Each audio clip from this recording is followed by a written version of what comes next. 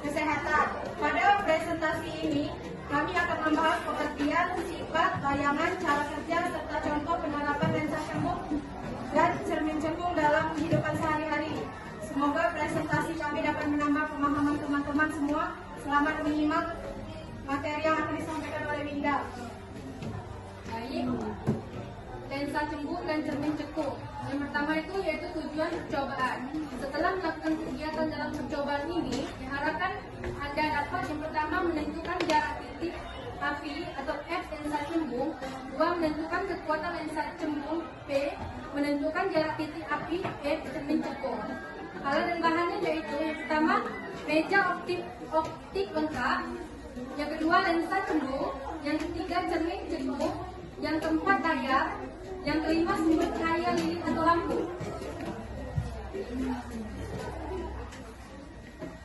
Baik, langsung saja ke prosedur percobaan lensa cembung dan cermin cekung. A. Susunan lensa pada dudukannya dan letakkan di antara layar dan sumber cahaya.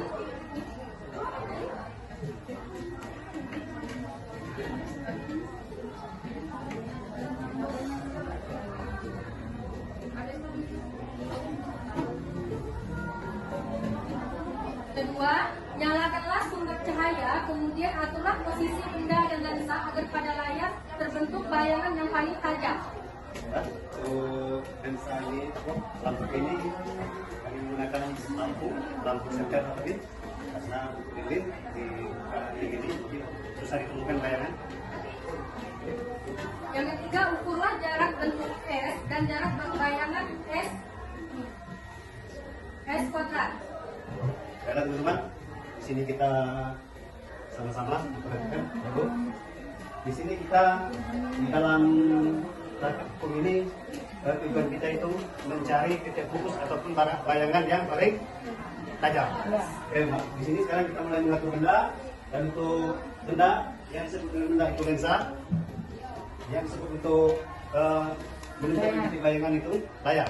Nah, untuk benda kita mulai dari kita letakkan di lensa cembung ini, kita mulai dari 30.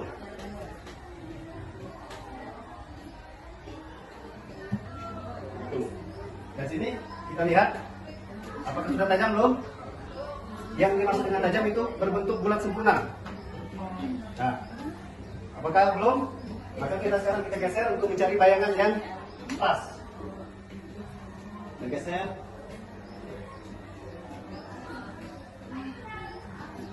Ini sudah terlihat sempurna apa belum? Sempurna. Nah, jadi kita lihat di sini ada mistar. Untuk mistar di sini kita lihat di sini untuk jarak benda, dan di sebelah kanan kami itu tidak ada bayangan. Dan sekarang kita lihat karena di mistar untuk titik benda tadi kita lihat itu di angka 30, dan untuk bayangan kita sama-sama setelah kita geser kita lihat di angka berapa tak mendapat bayangan yang sempurna.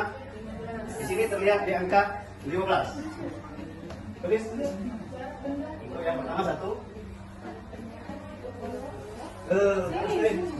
Jarak bayangan itu lebih kurang 15.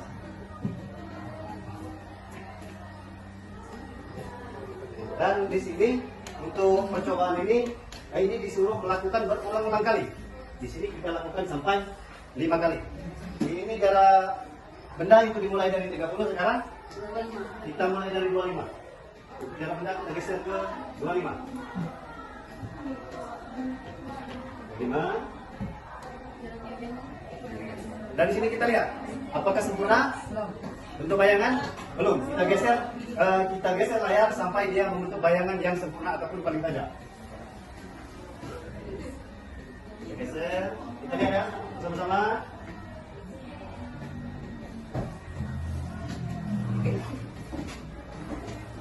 Apakah sudah terlihat bentuk bayangan yang sempurna? Teman-teman, Bu? Sudah jelas? Sudah jelas?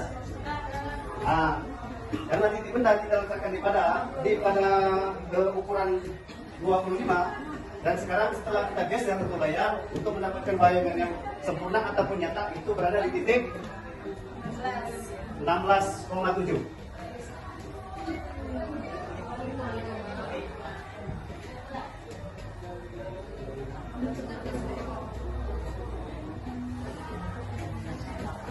Dan untuk selanjutnya kita lakukan percobaan lagi. Kita jarak benda ini kita atur di angka 20. Dan kita lihat apakah masih sama di 16,7 tadi, dia masih sempurna atau belum untuk bayangan? Belum. Baiklah kita geser sekarang.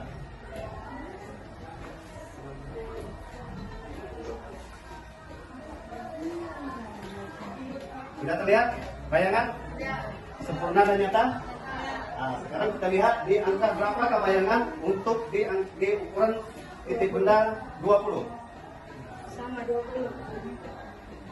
Nah, untuk bayangan itu ada di angka 20, berarti sama ya. Untuk mendapatkan bayangan yang nyata, untuk jarak benda 20 dia tetap di 20. Oke, untuk selanjutnya titik. Oke, terakhir 4.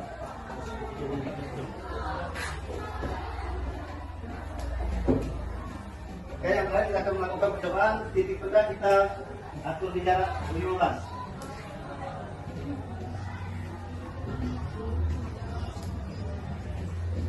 Apakah terlihat untuk bayangan nyata di angka 20? Bulat, sempurna belum kan? Jadi sekarang kita geser di angka berapa yang akan mendapatkan bayangan yang nyata? Tuh.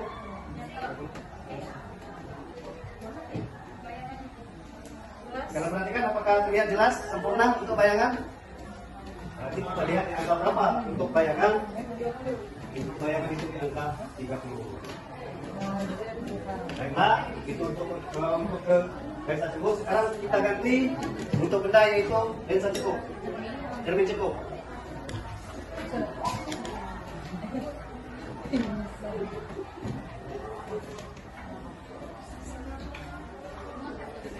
Untuk cermin cekuk ini kita samakan dengan lensa cekuk. Kita titik benda itu kita mulai dari 30.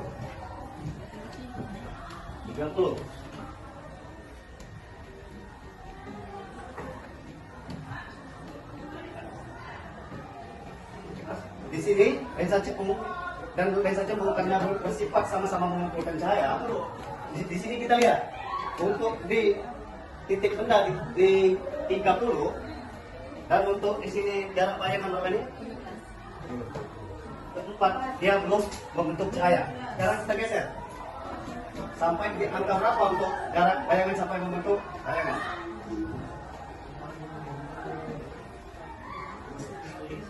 Nah, sampai di titik 15. Nah, sekarang kita lihat. Dari titik 1 dia belum membentuk bayangan untuk lensa cekuk. Setelah digeser sampai ke titik 15 dia baru membentukkan cahaya ataupun bayangan.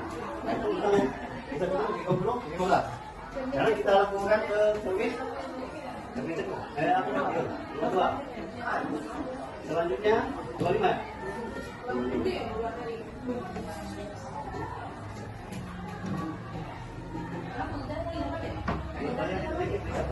Sama seperti tadi.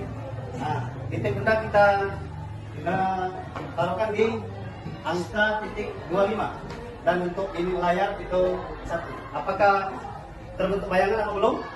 Belum. Sekarang kita geser layar sampai ke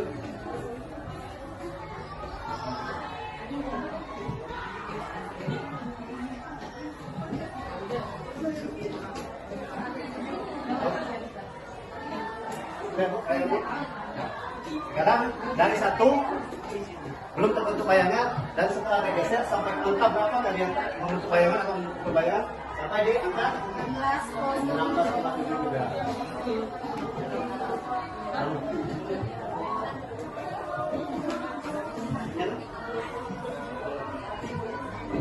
Oke, kemudian kita buka ke 20. Layar tadi di segi. Sekarang belum terlihat bayangan. Sekarang kita geser layar sampai di angka berapa kali dia membentuk bayangan.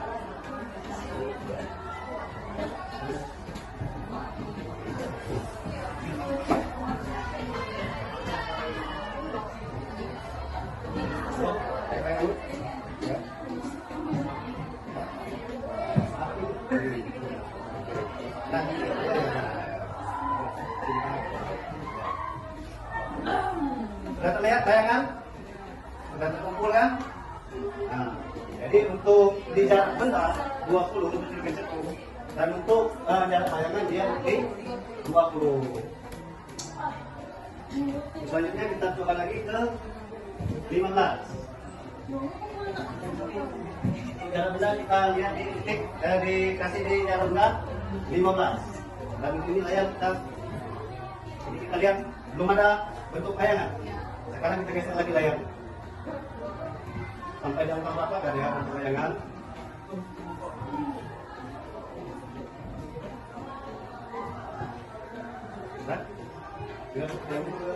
Lihat bayangan? Ya. Setelah digeser layar ini maka terbentuk bayangan atau terkumpulnya bayangan. Sekarang kita lihat yang berapa jarak bayangan? 30.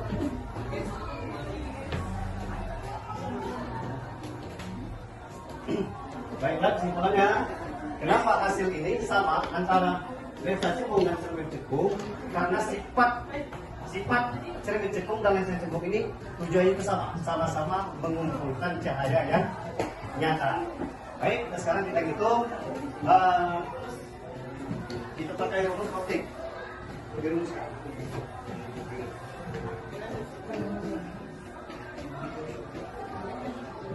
Untuk rumus lensa cembung dan lensa cekung, di sini kita pakai rumus 1M sama dengan 1 per S ditambah 1 per S kuadrat. Nah sekarang di situ pertanyaan menentukan titik fokus kan? F itu berarti titik fokus. Sekarang itu kita mencari titik fokus. Untuk rumus titik fokus itu kita akan menggunakan F sama dengan S kali S 1 S ditambah S plus 1. Sekarang kita tentukan, karena di sini jarak benda dan bayangan sudah kita temukan. Sekarang kita masukkan S adalah jarak benda, jadi 30. Dan untuk jarak bayangan di sini kita sudah tahu itu 15 dikali 15. Sama di sini kita lihat juga jarak bayangan 30. Bayangan 30 di sini berubah jadi positif. No. 30. 15. No, jangan no. 30. Nah, sekarang kita kalikan 30 kali 15 sama dengan 450. Lagi 30 tambah 15 sama dengan 40. Jadi ya 5. 450 bagi 45 berarti 10 cm untuk sini. Ini untuk karena di sini Titik fokus. untuk seluruh jarak layar untuk itu titik fokus yang menggunakan yaitu 10 untuk sama dengan 10 cm. Sekarang sudah ketemu rumus titik fokus. Sekarang kita akan menentukan S kuadrat yaitu titik bayangan. Sekarang kita coba beri contoh satu untuk mencari bayangan. Untuk rumus kita pakai ini. Nah, 1 per F sama dengan 1 per S ditambah 1 per S kuadrat. Kitanya di sini adalah jarak bayangan. Sekarang kita rumuskan 1 per F. 1 per F. Nah, kita tahu untuk F1 per F itu berarti sama dengan 1 per F ini 1 per 10. Ya, 1 per 10 dikurang 1 jarak benda per 30 sama dengan sini 10 bagi 3 kan?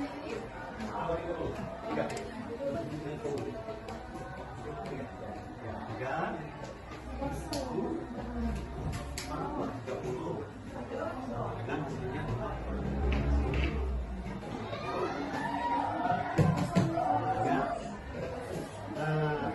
S bayangan sama dengan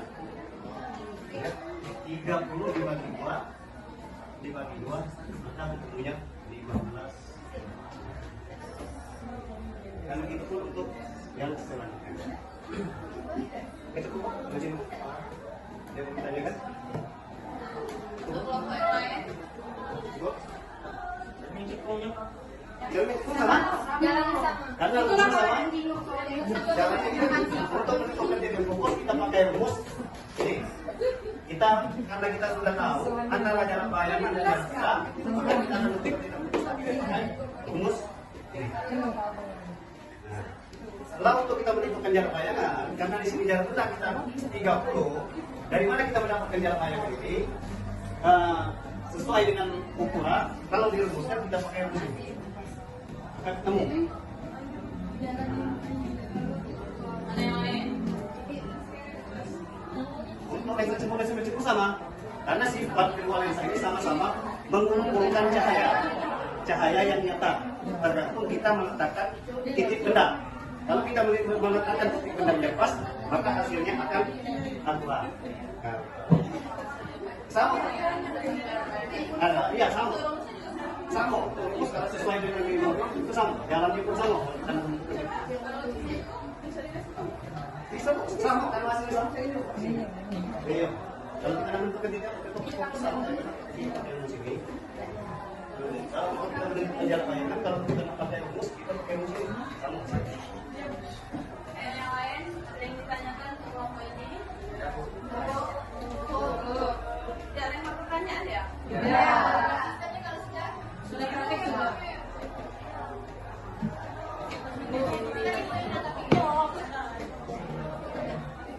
Jadi kesimpulannya yaitu lensa jumbo dapat mengumpulkan cahaya dan menghasilkan bayangan yang berbeda tergantung letak benda, sedangkan cermin cekung mengantarkan cahaya ke satu titik fokus dan banyak dimanfaatkan dalam berbagai alat optik. Demikianlah presentasi dari kelompok kami mengenai lensa cembung dan cermin cekung. Kami mohon maaf